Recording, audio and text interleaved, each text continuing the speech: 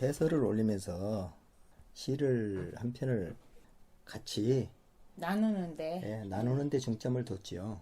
왜냐하면은 요즘에 시가 상당히 난해하기도 하고 네. 너무 이미지적으로 가가지고 그 주제가 없는 시들이 많고 그러다 보니까 그것을 독자하고 시인이 쓴 시하고의 그 가교 역할이 좀 필요한 것 같기도 하고 왜냐하면 시에서 어떤 해답을 찾으려고 하는 것은 아니었어요. 제가 이 시를 보는 관점은 왜냐하면은 그 다양한 폭이 있는데 그 중에 제가 보는 한 관점을 이야기하고 있는 것이고 또 선생님은 선생님 보고자 하는 관점이 또 있잖아요. 그것을 또 선생님은 또 말씀을 하시고 서로가 시를 좋아하는 사람들의 나눔이 되고 싶은 것을 말하려고 했던 것이지 그 시의 어떤 해답을 제시하려는 것은 아니었어요. 우리 일반 독자들 중에 시를 보고 싶지만은 무슨 네. 뜻인가를 모르고 상당히 그 문장과 문장의 연결이라든가 이런 것이 좀 난해해서 시를 보고 싶어도 좀 보기가 좀 어려운 점이 있더라 하시는 분들의 독자층 그러니까 약간 그 시는 좋아하지만은 접근하기가 조금 그 애매한 점이 있다 하시는 분들과 같이 나누고 싶은 것이지 금방 읽어갖고 이해가 잘 되는 그런 시 같은 경우에는 그냥 그걸로 이해가 됐기 때문에 상관이 없어요. 저도 몇 번을 봐야지 이해되는 시들이 제법 많이 있어요. 그래서 우리가 옛날에 봤던 그냥 한두 번 읽어보면 그냥 이해가 되는 그런 시의 수준이 아니구나. 이것을 무슨 독자를 위해서 내놨다고 볼 수 있냐 하고 비판을 많이 하시는 분들이 있는데 근데 아도르노는 그렇게 생각하지 않았어요. 현대 예술은 당연히 어려워질 수밖에 없다. 예, 그렇게 봤죠. 그리고 창작자는 작품을 통제할 수 없다고 보는 게 이 그 예술이나 문학에 있어서 기본적인 거거든요. 예, 왜냐하면 창작을 하고 나면은 결과가 발표되면 그 수용자의 해석은 이미 활시를 떠난 화살 같은 거예요. 예. 그래서 그 제가 그런 예를 갖다 잘 이야기하고는 것이 그 예. 여기에 보면 이민아 시인이던가요? 이민아 시인에 대해서 시 쓴 거 그 중에 문제작. 문제작이라는 그 시, 시가 있네요. 그 시를 보면은 시인 자신도 자신이 쓴 시가 이미 시인의 요구하는 그 시인이 목적했던 주제 방향으로 해석되기를 원하지를 않아요. 그것이 시인한테로 다시 그 화는 데서 해석되기를 원치 않는다고요. 그래서 시인이 어떠한 의도를 갖고 그 주제를 강조해서 썼다 하더라도 그것은 독자의 몫이 더 많이 남아있다. 각자가 분석하고 각자가 이해하고 하는 방향으로 가는 것이 맞다. 그런 뜻에서 그 시를 쓴 것이 이 문제작이라는 시거든요. 네. 예, 그래서 이 시를 보면은 문제작이라는 시를 잠깐 그 인용다 하면은 허공에 커다란 손 하나 걸려 있다. 팔이 연결되어 있지 않으므로 무엇이 그것을 지탱해 주는지 보이지 않는다. 다만 꿈틀, 핏발을 모두 한 끝으로 모은 검지 손가락이 끊임없이 흔들리고 있다. 나는 일을 만든 사람이다. 1, 2, 3 이렇게 나가거든요. 그런데 나는 일을 만든 사람이다. 창작을 해놔놓고 조각상을 만들어 놨고 나는 일을 만든 사람이다. 나는 나의 이름을 이것을 H로 할까? M으로 할까? 하다가 그냥 나로 부르기로 마음먹는다. 그리고 나는 누구나 가질 수 있는 동등한 닉네임이다. 그것은 내가 해석하기에 따라서 저 작품은 내가 이름 지을 수 있고 내가 그걸 생각하는 대로가 작품으로서의 그 가치가 있는 것이지 작가의 의도에 따르지 말아라. 나는 누구나 가질 수 있는 동등한 닉네임이다. 이렇게 지금 이야기를 하고 있단 말이에요. 그러면서 3. 복잡하거나 어려운 것은 없습니다. 손가락은 지시가 아니라 암시입니다. 이 지시가 아니라 암시라는 말 자체가 신흥철 교수의 이야기로는 요컨대 시를 시인에게 환원하지 말라는 주문일 것이다. 이렇게 보잖아요. 그 시인한테 환원을 하지 않는다는 것은 시인이 원래 시인이나 작가가 나는 이런 의도로서 이 작품을 만들어가서 나의 의도에 맞게끔 해석해 주십시오. 그 말이 아니란 말이에요. 당신이 생각하고 당신이 이름 붙이고 하는 것에 해도 상관이 없습니다. 그래서 네. 지시가 아니고 암시입니다. 이렇게 말하는 거예요. 지시라는 것은 지시는 뭐냐면 뭐예요? 그렇다면 손가락이 떠다는 것은 무엇이냐면 복잡하거나 어려운 것은 없습니다. 손가락은 지시가 아니라 암시입니다.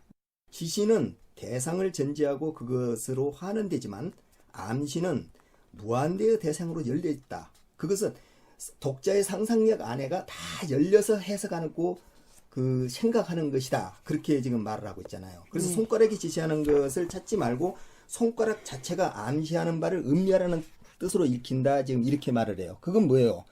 육조단경에 나오는 그 육조 해능이 달을 가리키면서 손가락을 보지 마라 그랬잖아요. 저 달이 진리니까. 그거랑 똑같은 거예요. 그것을 지금 이렇게 이야기하고 있는 것이죠. 그래서 시에 대한 어떤 규정을 하려고 하는 것도 아니고 시론을 강론하는 것도 아니에요. 단순하게 그냥 시 한 편을 같이 보자. 그렇지만 시라는 거는 기본적으로 함축과 상징이거든요. 그 안에서 많은 다의성이 있을 수밖에 없고 암시성도 있고 또 입체적으로 문맥 안에서 또 보면서 그거를 저 너머에 있는 것을 다시 통찰로 또 끌어서 연결을 해야 되고 그런 부분들이 있기 때문에 여러 가지가 더 붙을 수가 있어요. 그만큼 붙을 수가 있고 그거에 대해서 서로 생각을 계속 자기 생각에 대해서 또 설명할 수밖에 없는 부분들이 있죠. 중요하게 분석의 대상이 될 수밖에 없어요. 시가 함축이고 상징이기 때문에. 그리고 그걸 분석을 하면서 그 자체를 넘어서 끊임없이 다른 거를 의미와 또 연결될 수 있는 부분을 또 보면서 열린 구조로 나갈 수밖에 없는 거죠. 그 비난 댓글이나 이런 것은 그 자기 이야기를 하면 되는 것이지 그 여기다가 이렇게 달고 그러는 것은 하지 않았으면 좋겠어요. 시를 즐기는 태도도 아니고.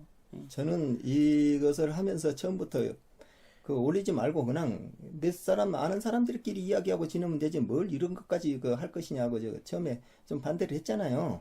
했는데 역시 전혀 그런 것이 없을 만한 이런 데서도 그런 이상한 댓글들이 올라오고 그런단 말이에요. 좋다는 소리를 듣고 싶어서 하는 것은 아니에요. 아니지만은 여기에서 시론을 강의하고 시의 토론을 하고자 하는 것은 아니에요. 여기에 나와 있는 것 자체는 거의가 한 번도 지금 시 해설이 돼 있지 않고 분석이 안 돼 있는 시들이에요. 분석이 안 돼 있는 시를 다 그런 건 아니지만 저희가 이렇게 한번 보고 넘어가면은 다른 사람은 또 다르게 볼 수 있는 부분도 있고 부분도 있고 해가지고 이것이 다양하게 사람들한테 공유될 수 있는 더 독자들과 이게 교랑 역할을 해가면서 같이 시를 나누는 그런 것을 만들고 싶었지. 뭐 시 잘한다고 얼마나 더 인정받는 것도 하나도 없고 아무것도 없잖아요. 이거. 그러나 좋아할 사람은 몇 사람 있지 않겠나 그런 생각은 들어요. 그래도 선생님은 어떻게 생각해요?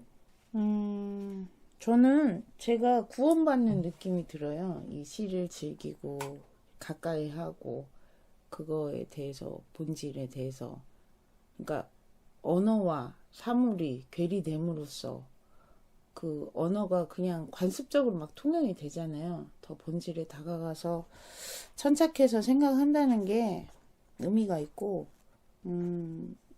내가 어떤 존재를 가지고 산다는 거에 대해서 계속 생각을 해보게 되고 나뿐만이 아니라 다른 대상 그 존재에 대해서도 더 철학적으로 깊어지고 책도 더 많이 보게 되고 궁금해지는 게 많아지면서 그래서 삶이 인생이 더 풍부해지고 그 다음에 더 냉철해지고 그런 부분들이 많아요.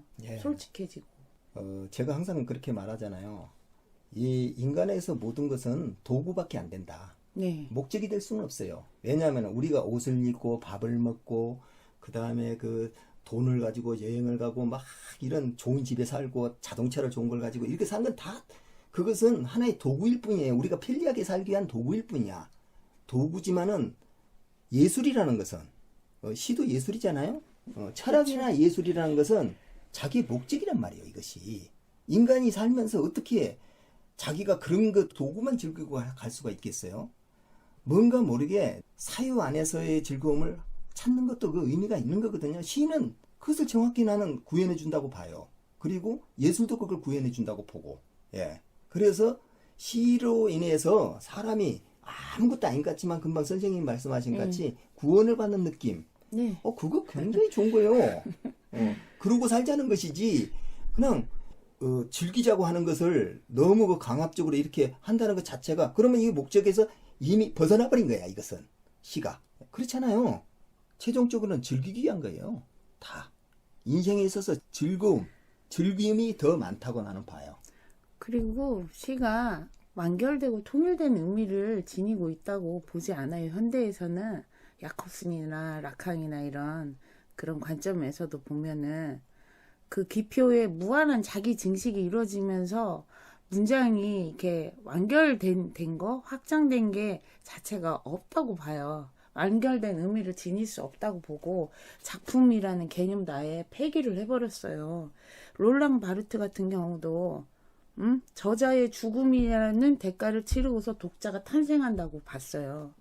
그래서 텍스트라는 게 갈등, 그러니까 엄표된 것과 엄표되지 않은 것, 그 사이에 갈등, 대립 이런 걸 거치면서 끊임없이 부동하면서 불확정성을 지닐 수밖에 없다. 그래서 독자는 저자를 죽이고서 탄생이 되는 거다. 그러니까 새로운 해석을 낳고 계속 그 사이에서 불안과 긴장을 가져간다는 거죠. 불확정성 속에서. 그게 지시가 아니라 그래서 암시잖아요. 손가락이 아니라 그 너머에 있는 그 달을 보라고 그렇게 했듯이 누가 그랬죠? 육조당경 해명이 그랬죠. 그러니까 다 그게 상통하는 거죠. 그 신춘문예 쪽을 계속 이렇게 해설을 하다 보니까 물론 그 신춘문예 탈락한 사람이 몇 배가 많잖아요. 몇천 명이잖아요. 1년에. 속상하죠. 속상하죠. 네. 그런데 그런 분들이 속상하죠. 왜 그런 것이 됐냐고 네. 상당히 불쾌하고 좋아하지 않는 분들이 많이 있는데 운이 좋아서 일단은 된 거죠. 그 사람은 운이 좋아서 됐다고 봐야지. 네.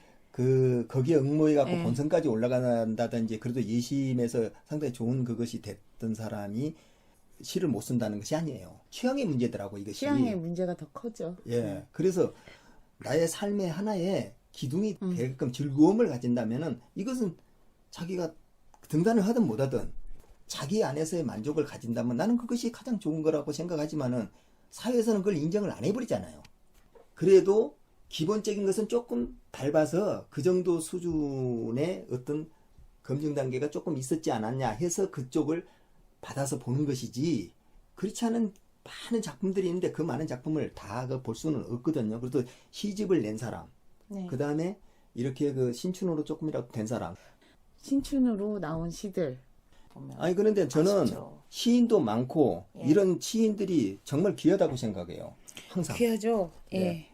정말 좋은 시를 보면은 마음의 위로를 받는 것을 많이 느껴요. 그래서 그런 시인분들이 계시다는 거 나머지 것은 볼 것이 없고 그 시에 나와 있는 부분만 갖고 저는 항상 이런 것을 계속 써줬으면 좋겠다. 그런 생각을 항상 가져요. 네.